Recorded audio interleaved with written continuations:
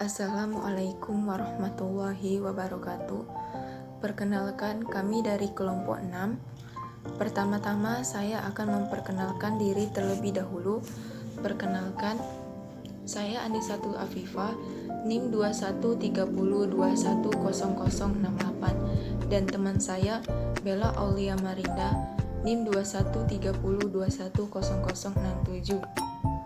Di video ini, saya dan teman saya akan menjelaskan materi ruang lingkup pengembangan nilai-nilai keagamaan anak usia dini.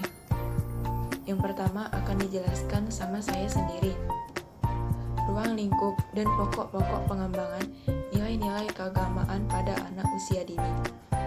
Anak usia TK dalam pandangan ilmu psikologi memiliki keunikan, karakter khusus, dan kemampuan meniru yang luar biasa, serta rasa ingin tahu yang tinggi.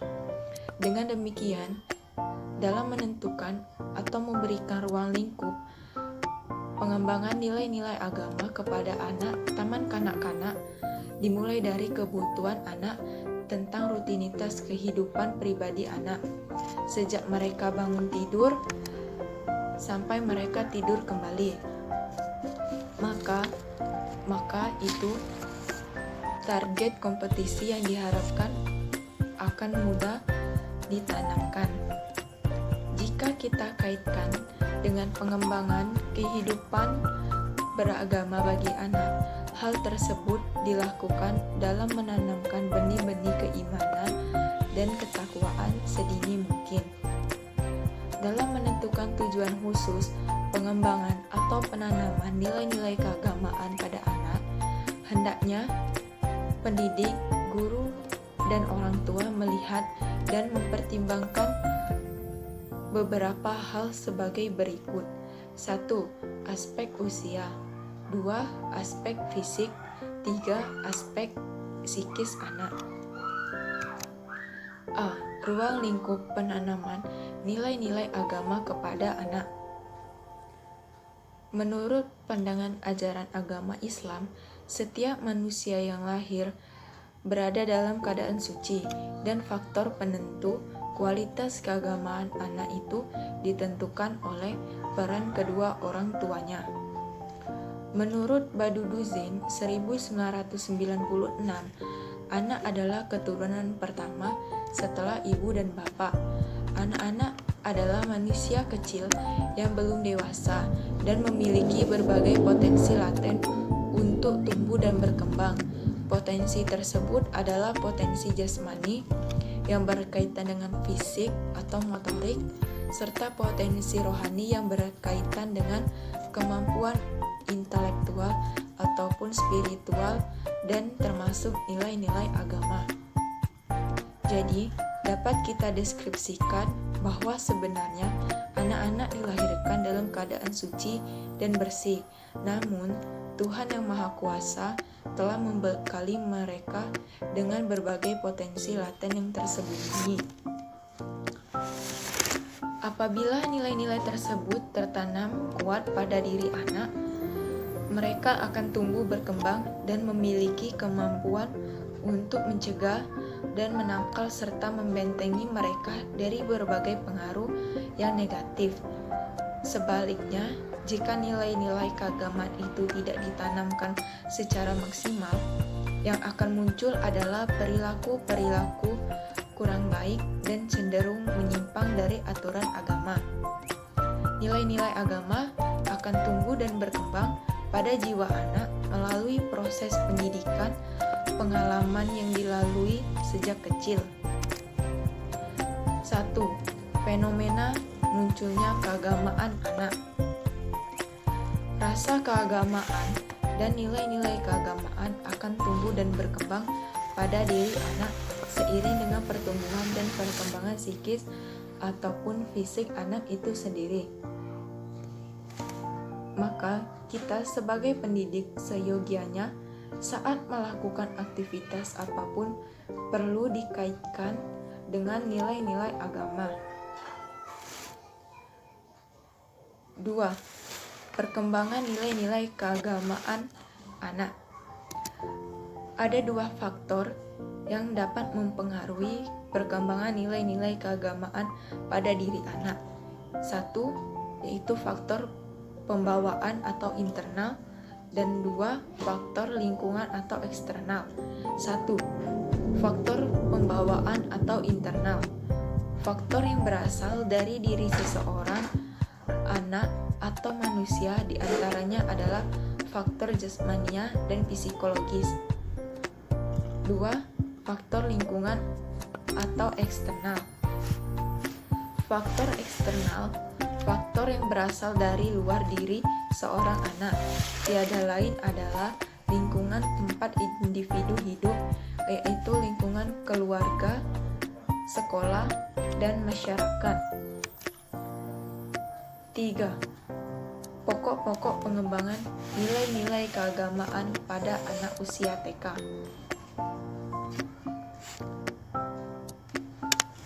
Dunia internasional yang dipelopori oleh UNESCO melalui The International Commission on Education for 21st Century menyimpulkan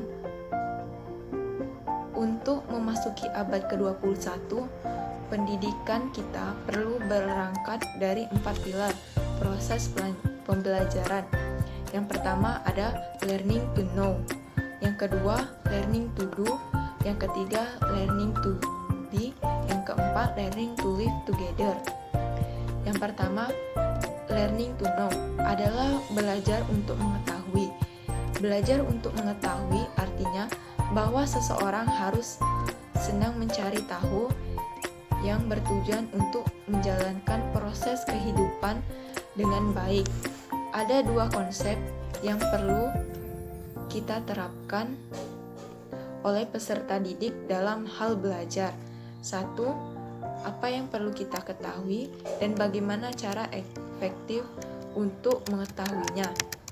Artinya, bahwa dalam belajar untuk mengetahui, peserta didik harus memiliki tujuan yang akan dicapainya, hal apa saja yang harus diketahuinya, dan untuk apa mengetahui hal-hal yang ingin ia ketahui.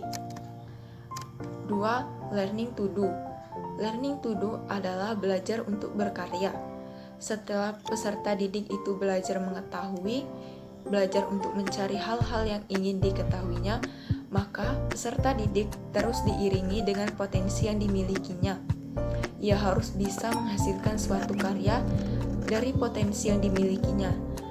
Dalam learning to do, ada 8 nilai inti yang diungkapkan oleh Upniff, yaitu 1. Martabat manusia dan tenaga kerja. 2. Kesehatan dan keharmonisan dengan alam. 3. Kebenaran dan kebijaksanaan. 4. Cinta dan kasih sayang. 5. Kreativitas. 6. Perdamaian dan keadilan. 7. Pembangunan berkelanjutan. 8. Persatuan dan solidaritas nasional dan spiritual global. Nilai-nilai inti tersebut merupakan suatu nilai yang perlu dimiliki oleh seorang dalam hal belajar untuk berkarya. Yang paling utama adalah nilai spiritual global. Yang ketiga ada learning to be. Learning to be adalah belajar untuk berkembang utuh.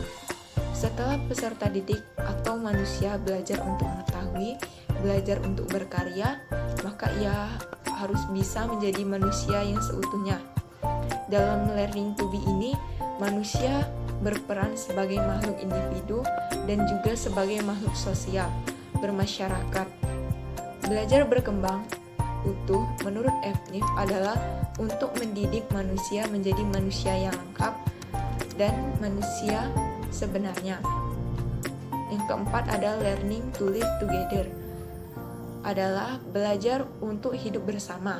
Dalam hal ini, kita telah mengetahui apa itu belajar, bagaimana proses yang harus ditempuh seseorang dalam belajar, yaitu untuk mengetahui, belajar berkarya, belajar untuk berkembang utuh, maka manusia dituntut belajar untuk hidup bersama. Karena manusia selain merupakan makhluk individu, manusia juga merupakan makhluk sosial, makhluk yang tidak dapat hidup sendiri. Pada dasarnya manusia butuh bantuan orang lain. B. Sifat-sifat materi pembelajaran.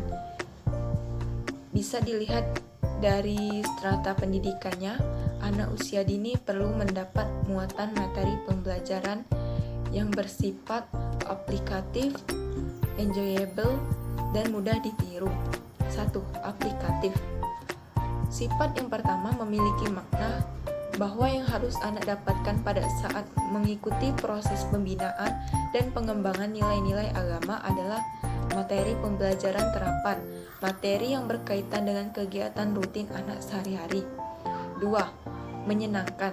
Sifat yang kedua yaitu pendidik harus sebisa mungkin bersikap menyenangkan bagi anak-anak, membuat anak bahagia, senang, ceria, dan menjadikan anak mencintai atau menyukai aktivitasnya, sehingga pengembangan nilai-nilai agama bisa dicerna dengan baik oleh anak.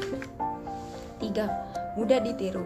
Sifat yang ketiga yaitu pendidik harus menentukan materi pembelajaran nilai-nilai agama sesuai dengan kemampuan fisik anak dan karakter lahiriah anak. Hindari penyajian materi yang menyusahkan hingga membuat anak malas untuk mengikutinya. Strategi pengembangan nilai-nilai keagamaan pada anak usia dini. A. Strategi pengembangan nilai-nilai keagamaan. Pembelajaran dalam mengembangkan nilai-nilai agama pada anak merupakan tugas dan kewajiban setiap pendidik. Strategi yang diperlukan untuk hal ini melalui program kegiatan rutinitas, program kegiatan terintegrasi, dan program kegiatan khusus. 1. Kegiatan rutinitas. Kegiatan rutinitas adalah kegiatan sehari-hari yang dilaksanakan secara terus-menerus tetapi terprogram dengan pasti. Kegiatan ini tidak harus dicantumkan dalam bentuk perencanaan tertulis seperti rancangan kegiatan mingguan atau rancangan kegiatan harian atau RKM dan RKH. 2. Kegiatan terintegrasi. Kegiatan terintegrasi adalah kegiatan pengembangan materi nilai-nilai agama yang disisipkan melalui pengembangan bidang kemampuan dasar lainnya. Dapat juga dikatakan sebagai suatu kegiatan pengembangan kemampuan dasar lainnya yang dihubungkan dengan nilai-nilai keagamaan. Program ini meliputi pengembangan atau pengayaan materi nilai-nilai agama yang disesuaikan dan dihubungkan pada saat menjelaskan pengembangan dari bidang kemampuan dasar lainnya. 3. Kegiatan khusus. Kegiatan khusus merupakan program kegiatan yang berisi pengembangan kemampuan dasar nilai-nilai agama yang pelaksanaannya tidak dimaksudkan atau tidak dikaitkan dengan pengembangan bidang kemampuan dasar lainnya sehingga membutuhkan waktu dan penanganan khusus.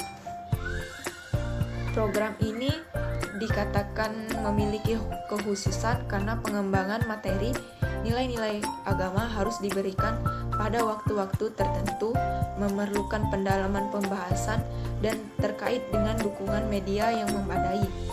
Contoh untuk agama Islam, hafalan hadis, hafalan surat-surat pendek, praktik wudhu, praktik tayamum, praktik sholat, berkunjung ke tempat ibadah, pengenalan kegiatan ibadah haji, pengenalan ibadah zakat, fitrah, dan pengenalan ibadah kurban.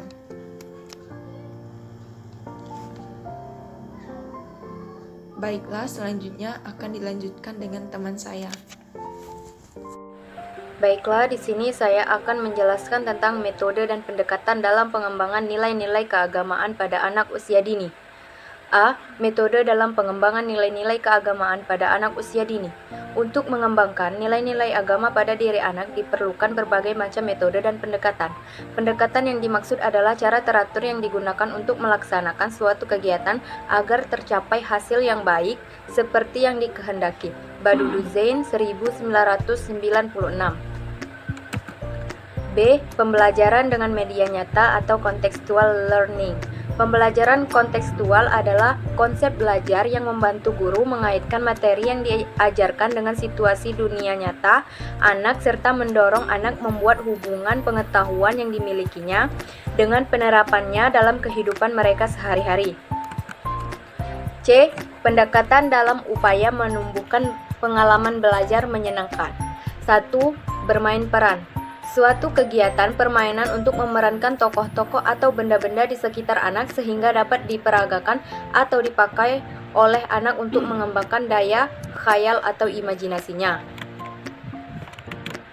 2. Karya wisata, yaitu merupakan kunjungan langsung ke objek wisata yang sesuai dengan kebutuhan pengembangan yang sedang dibahas di lingkungan belajar anak. 3. Bercakap-cakap. Kegiatan bercakapan antara guru dan anak atau anak dan anak tentang suatu tema tertentu untuk mengembangkan kemampuan mendengar, memahami, dan kemampuan berbicara anak. 4. Demonstrasi, yaitu pendekatan yang dilakukan guru dengan cara mempertunjukkan atau memperagakan suatu objek, benda, atau suatu proses dari suatu kejadian. 5. Pendekatan proyek. Suatu pendekatan yang memberikan kesempatan kepada anak untuk menggunakan lingkungan dan alam sekitar serta kegiatan sehari-hari sebagai bahan pembahasan melalui serangkaian kegiatan. 6. Bercerita. Salah satu kegemaran anak-anak adalah mendengarkan cerita.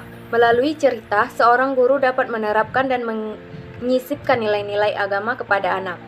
7. Pemberian tugas. A. Secara individual, anak diberi tugas untuk menghafal bacaan doa. B. Secara berkelompok, anak-anak diberi tugas untuk bermain sosiodrama dengan bimbingan dan arahan guru. 8. Keteladanan, yaitu pengembangan nilai-nilai agama akan lebih tepat dan efektif apabila dilengkapi dengan konsistensi para guru dan orang tua dalam memberikan keteladanan, sebab keteladanan itu akan ditiru dan diikuti oleh anak yang cenderung melihat model yang ditangkapnya. 9. Bernyanyi. Bernyanyi adalah ekspresi perasaan senang seseorang yang diungkapkan melalui nada dan syair. Untuk pengembangan nilai-nilai agama, dapat dipilih lagu-lagu yang religius yang disesuaikan dengan tema dan isi pesan yang ingin disampaikan kepada anak. D. Pendekatan dalam pengembangan nilai-nilai keagamaan pada anak usia dini meliputi program pembelajaran. 1. Program pembelajaran nilai-nilai agama melalui kegiatan rutin. 2. Program pembelajaran nilai-nilai agama melalui kegiatan terintegrasi. 3. Program pembelajaran nilai-nilai agama melalui kegiatan khusus. E. Kajian empiris. Guru dapat menerapkan pendekatan pembelajaran nilai-nilai agama secara terpadu dalam penyampaian materi bidang kemampuan dasar umum atau bahasa, daya pikir, keterampilan, dan jasmani. Sajian kurikulum untuk memadukan materi agama secara jelas dengan materi kemampuan dasar lainnya, serta desain strategisnya pun dapat menggunakan pendekatan terpadu dalam satu rencana pembelajaran yang disebut dengan rancangan kegiatan harian atau RKH. F. Inovasi pengembangan. Adapun yang melatar belakangi esensi inovasi dalam bidang pengembangan pembelajaran adalah munculnya berbagai kendala dan kelemahan serta kekurangan lengkapan yang ada di lingkungan penyelenggaraan pendidikan. G. Substansi inovasi pengembangan nilai-nilai agama pada anak usia dini. 1. Kurikulum terpadu atau integrated curriculum. 2. Pendekatan pembelajaran terpadu atau integrated learning. 3. Hari terpadu atau integrated day. H. Substansi pengembangan inovatif. 1. Pengalaman belajar. Pengalaman belajar timbul jika anak terlibat secara aktif dalam melakukan kegiatan-kegiatan belajar. Apa yang dipelajari anak pada hakikatnya adalah apa yang dilakukannya, bukan apa yang dilakukan oleh guru. 2. Belajar aktif. Anak perlu diberi peluang dan kesempatan sebesar-besarnya untuk aktif, ambil bagian, berperan serta, sampai mereka betul-betul merasakan manfaat dari pengalaman belajarnya dan tidak hanya menjadi anak didik yang fasih. 3. Belajar proses. Pada tataran anak usia TK, wujud nyata kegiatan belajar proses ini dapat ditampilkan melalui keterampilan proses, seperti anak diarahkan untuk melakukan kegiatan mengamati sesuatu atau observasi, menghitung, mengelompokkan, dan mengkomunikasikan secara verbal atas apa yang diamatinya. Esensi pendekatan dan pengembangan inovatif. 1. Prinsip Developmentally Appropriate Practice atau DAP adalah pengambilan keputusan secara profesional tentang pengakuan terhadap keberadaan anak dan pendidikannya yang didasarkan atas pengetahuan tentang perkembangan dan belajar anak, kekuatan, minat, dan kebutuhan anak dalam kelompok dan konteks sosial budaya tempat anak hidup.